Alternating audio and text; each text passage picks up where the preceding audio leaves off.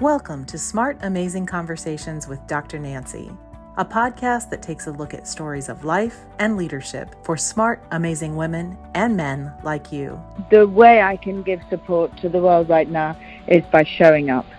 The most important thing is don't think just that you have to bring anything. Bring yourself, show up. If you are in a position of leadership and a position of management, bring women along with you.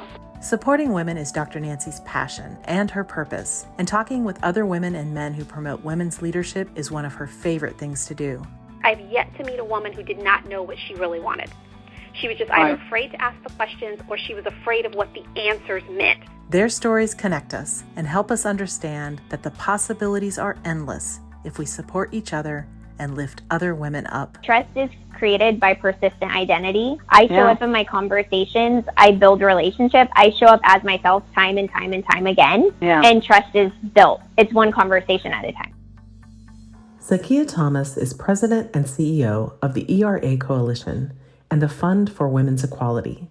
She is an agent for change, working to make equality a reality for all people.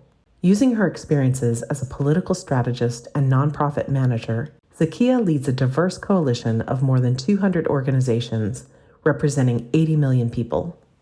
This community of activists jointly advocates for gender, racial, and reproductive justice, LGBTQ+ rights, and much more, with the unifying goal of sex equality. The coalition's work is to shift how people talk about their respective issues to reflect how all of our issues are connected, and to facilitate closer collaboration. Now here's Dr. Nancy and her guest, Zakiya Thomas. I think it's always important for women to know more about other women and men because we see people and we look at them and go, oh, they're so talented or they're so beautiful. They've got, they have such a presence, which you do, by the way, that they think, that they start to compare themselves and they can't possibly compare themselves, or they go, I'll never be like her or him or whatever. So when I talk about people, I want to find out how they got to be who they are, because I know, you told a story and I was listening to it, of being told when you were growing up being Black and beautiful. And I love that story because, if we grow up in a very loving, caring, empowering family, we go out into the world assuming everything else is going to be that way. And it's not till we go out to the school of hard knocks that we find out that, wait a minute, the world is just not like that. It just doesn't accept me the same way as my family or my friends accept me. So, I want to find out about you because you're doing some amazing work, but how did you get to be the person I'm talking to today? How did you get to be you? So it's funny, I know we had the conversation about, my growing up, but I think the part that I don't always talk about is when I was a kid, I grew up and there were 3 girls in our family. And then I was 8 years old. My mom and dad had another child and it was a boy. And so I lived this idyllic world where it's all girls, everything's great. Then the boy comes, and my aunt, my grandmother, who actually helped raise me, she took care of us while my mom and dad were at work. She's like, finally, we have a boy. And the whole world crumbled because this boy was there, right? And so before he was there, I was my dad, I was the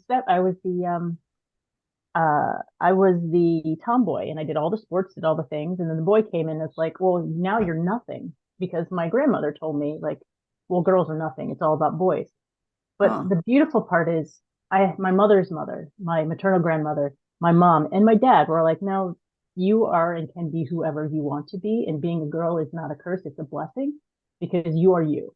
And so that, I think, is also important for me, is to say that, the world will say things about you and they'll try to tell you who you are. But if you don't have that foundation, if your love bank isn't full from the beginning, it's really hard to continue that and bring it out into the world. So growing up in DC also, it was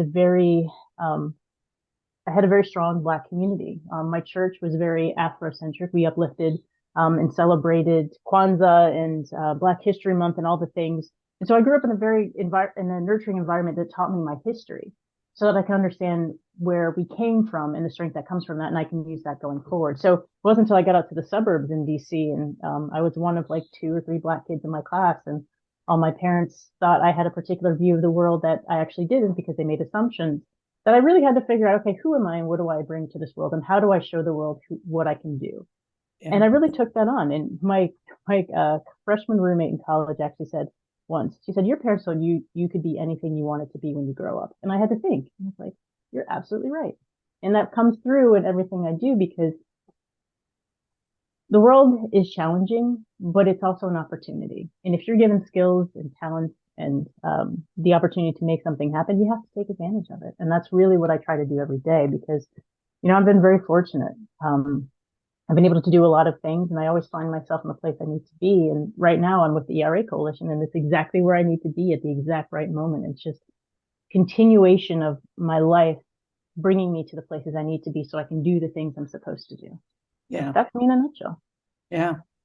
No, I mean, I think that's why it's so important to find the personal parts of people, because it always does lead down that journey of what they're involved in. But, I think we're all challenged at some point in our life. And if we aren't, we don't learn, we don't grow to do certain things, like for you, the Equal Rights Amendment, I mean, it just makes sense. And I've said this and I'll say this over and again. We just don't know what we don't know. And that's the interesting thing about life, that if we all understood that, we'd be more open and available to so many things. So, okay. So historically, all right, let's go back. You went to college so when was it that you learned that you wanted to be an activist? Because that's what you are. You're an activist. You're an advocate, an activist, and you're a go-getter. So how did it transpire? How did you become that person? So I don't think it was ever an option for me. So as I said, I grew up in a very nurturing family. When I was young, my grandmother, my mom's side, my maternal grandmother, had pictures of herself, during the civil rights movement with like Martin Luther King Jr. She had pictures of JFK and MLK on the wall, and hearing stories about her working with, the Jewish and the Catholic communities in her neighborhood to move civil rights forward. So for me, it wasn't about, I didn't have an option to be an activist. I knew if I wanted to make the world, if the world was going to be a better place, I had to have a part in making that happen. So from a very young age, I became active. So I was active in my school government. So like I was involved in a class office at some level at some point throughout my primary years. I was the school board rep for my high school 2 years in a row. And I went on to William & Mary for undergrad, and I became the president of my class for 4 years, because I knew I wanted to be in a position where I could help make a change and a difference for the folks that are in my community. And so that's what I did. That was my way of being an activist. And then just taking that and figuring out, okay, how can I use the skills, talents, and the blessings that I have to help the world? So like I find activism in the parenting class I used to teach. I got a degree in social work, focusing on social welfare policy, just for that reason, because I knew the world was so messed up and the systems were part of the problem. And to understand the problem, how to fix it, I needed to understand the systems. And so that's what I focused on.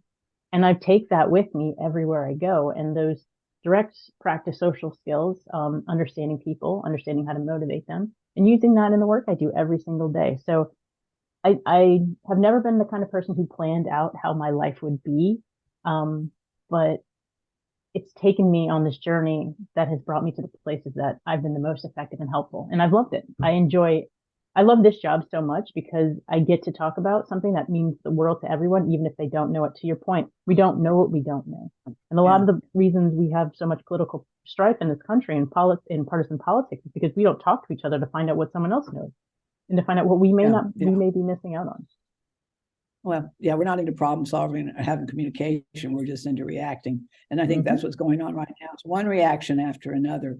But I mean, this is where we all come from, but some of us do not take that opportunity. For me, of course, women did not support women.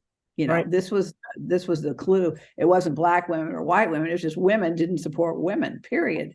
Yeah. So for me, being, and I was a tomboy. I went out and I got my master's, I got my doctorate. I did things all along that I thought, plus having 3 daughters, I mean, I had to go out and figure out how I was going to be a woman in this world that was not really appreciating me as a woman, especially a woman that was achieving and was competitive and had a voice, and that was not always well received. I mean, I was called lots of names, and it was by other women, and not only men, but lots of other women, which really, really surprised me.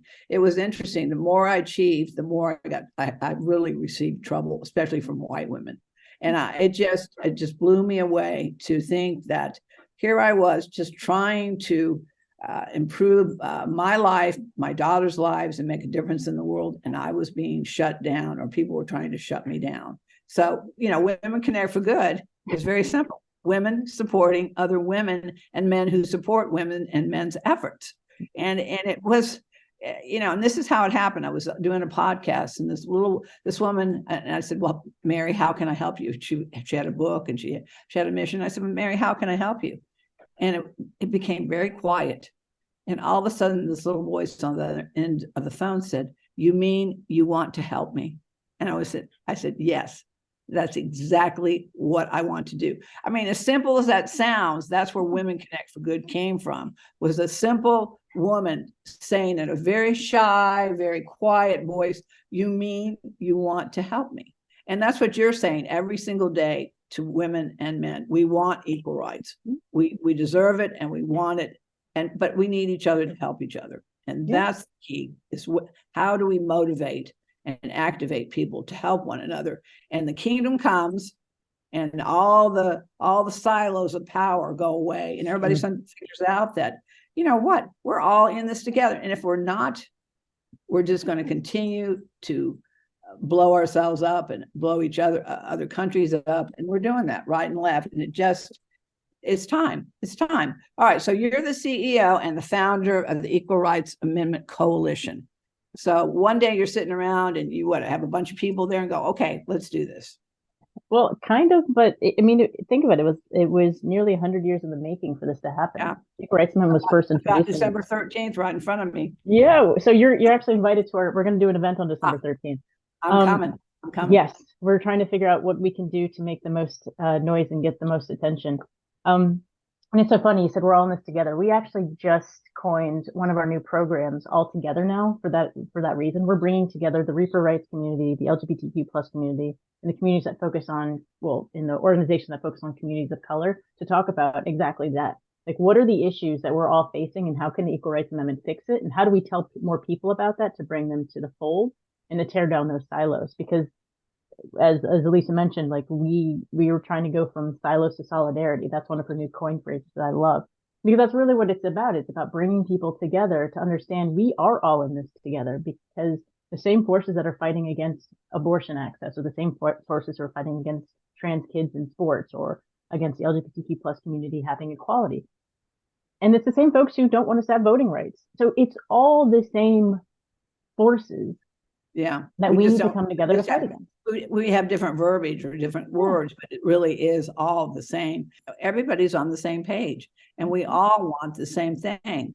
And by the way, I use the word social profit instead of non-profit. Social profit. I like because really what we really are, we are all social profit organizations coming together for the benefit of us all. So, I mean, I'm thrilled. I'm a new member of the coalition, and Women Connect for Good is excited and wants to be a part of it. In fact, we really have this opportunity now more than ever, because the time is now. And if we don't take advantage of it, because the elections are coming up, more elections, and these last elections prove that we're on track. Yeah, we're on time and we're on track. I did hear about the Democrat that's coming out to, I can't remember his name, but to run for the Democratic. We need that. We need something new. We need new blood. We need people that have diversity and inclusion and understand that we've got to do something different. We can't keep doing the same thing. That's the definition of insanity, is doing the same thing over and over again and expecting different results. And I think that's what we've been doing in this country. And it's not surprising though, right? Who benefits from the status quo, right?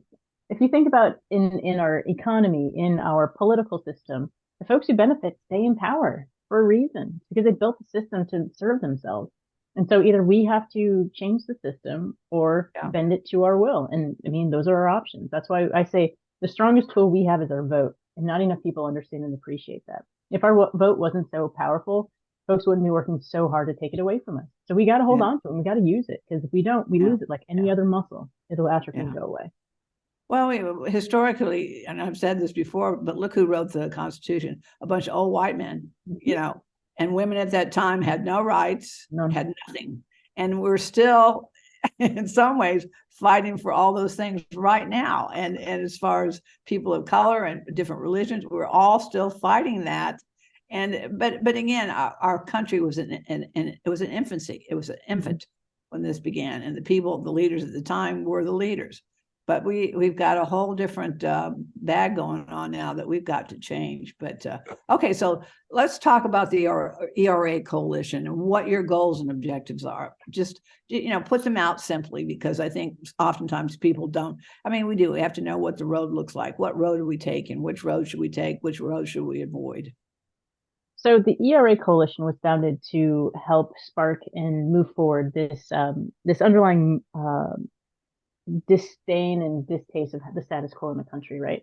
So we understand that in order for us to have true equality in our country, we need to have an Equal Rights Amendment in our Constitution that it guarantees protection against discrimination on the basis of sex. And realizing that sex entails gender as well, but sex is a much broader legal concept than gender. And without having that foundation, to your point, we weren't written into the Constitution.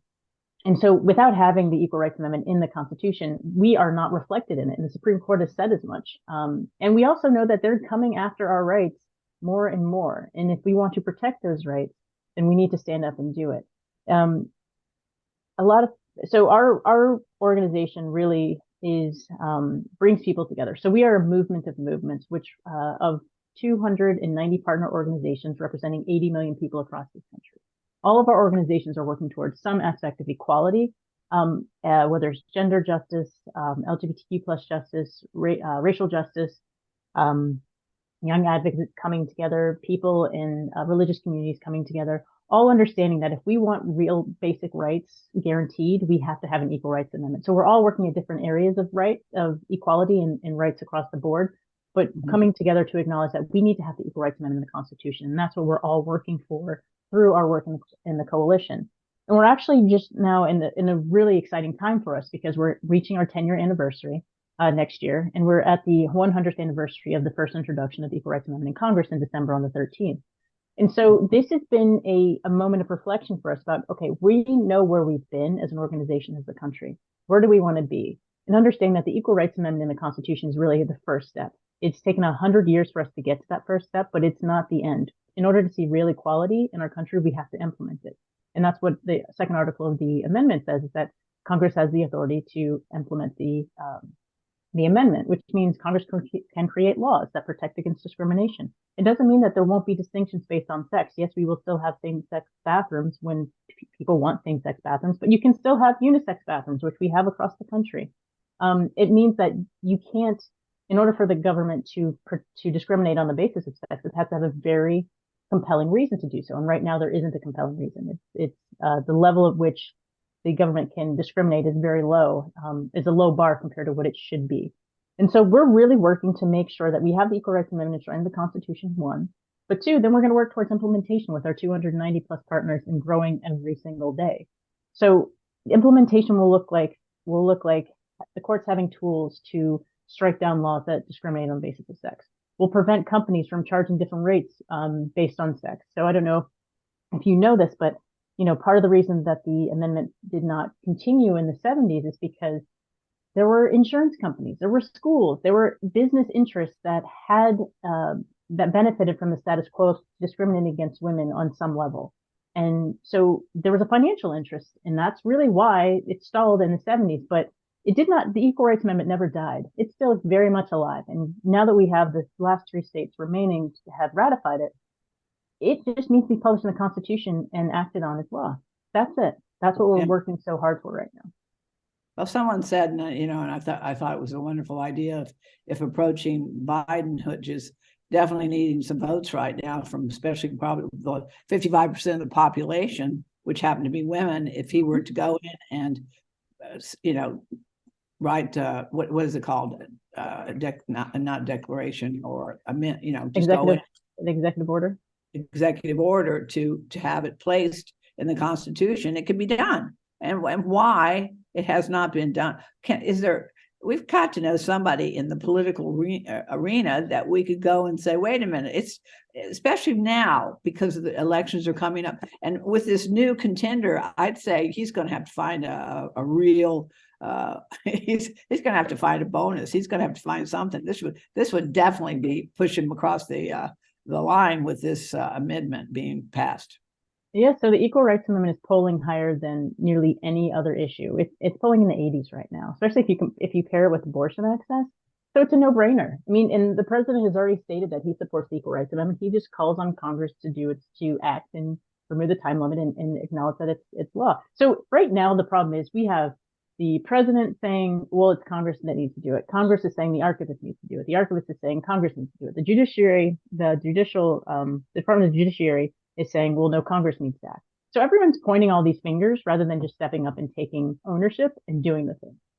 And that's why we're working on all aspects of trying to make it into the Constitution. And there's probably lobbyists out there going, we can't pass this. This, as you said, these insurance companies, these companies they're going to lose their status quo. I'm frozen again, but I'll come back. Yep. I mean, this is the problem that there is behind this big money and corporations and big name. I mean, people that are pushing for the opposite would when they took Roe versus Wade, threw it out the window. They, keep them pregnant, keep them at home, like in that, shut up and get in the truck. I mean, this kind of stuff is, and I can guarantee you that if there were 5 women running the country right now, we wouldn't have war, we wouldn't have poverty, everybody would have equal health care, good education, safety, security. But, I mean, it's got to happen. I mean, Tiffany, you go back and 50 Women Changed the World. Women were in charge. Mm-hmm. And religion came along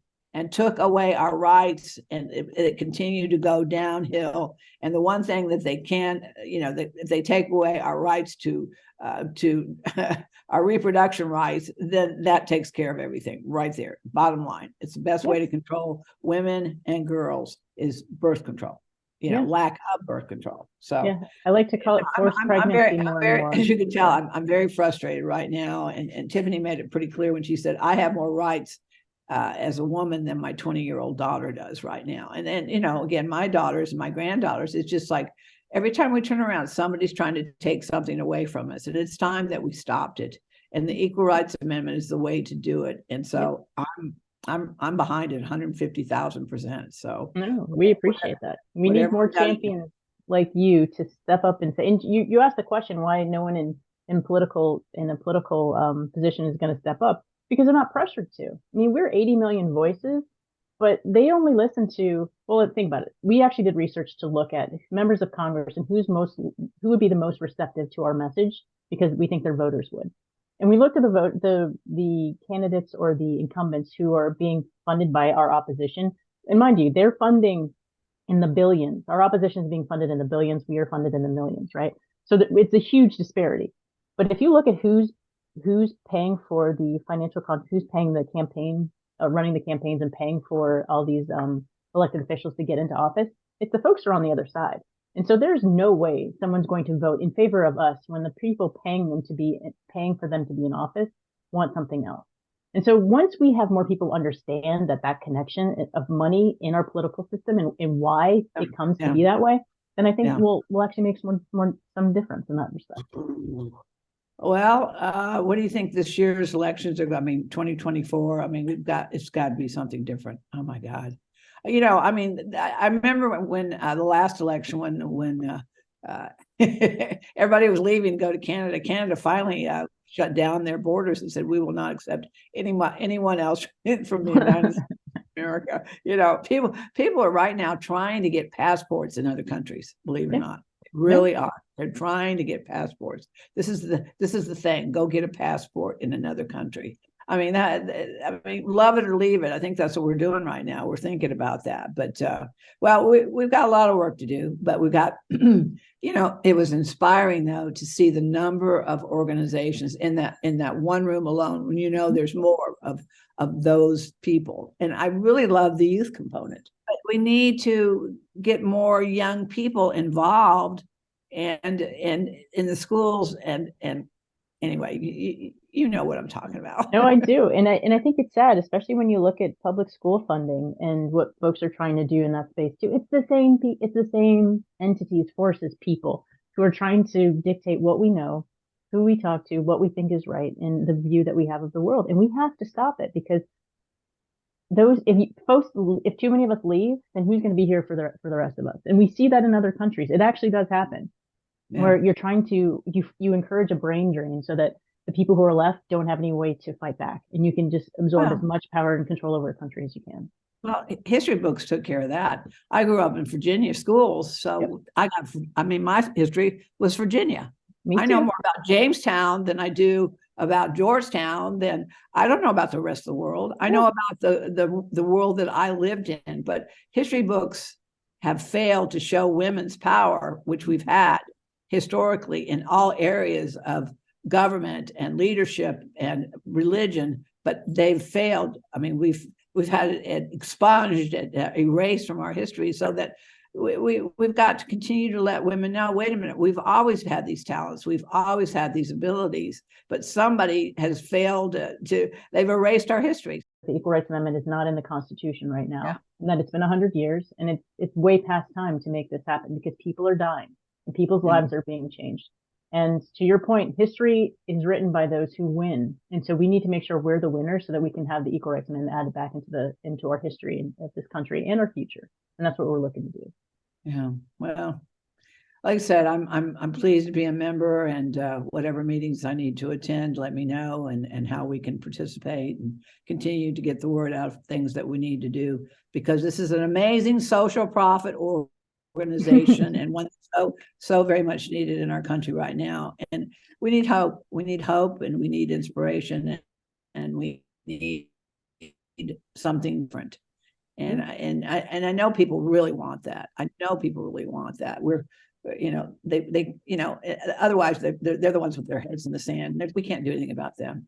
The people that don't care, I just go around them now. I used to carry a big stick, and it didn't do me any good. I just got in more trouble with it. So I finally put my big stick away, and now I just go around them. It's not my job to convince somebody that what's the right thing to do. They've got to figure that out for themselves. So, well, this has been wonderful. I appreciate what you're doing. I congratulate you on what you're doing. And Women Connect for Good, and I'm very pleased to be a part of it. Well, I'm so glad. And you talk about hope. So you in particular, Women Connect for Good, and our coalition as a whole, that's what makes me hopeful. The fact that we have 80 million people out there who want change and want to see this thing done, that gives me hope. We just need to bring more people to the table and show our political power with our voices and our votes, and we'll get it done. Yeah. Well, to be continued. Yes, definitely. Well, I appreciate the opportunity to talk with you today. Well, absolutely. Any final words of wisdom you'd like to leave us with? Vote.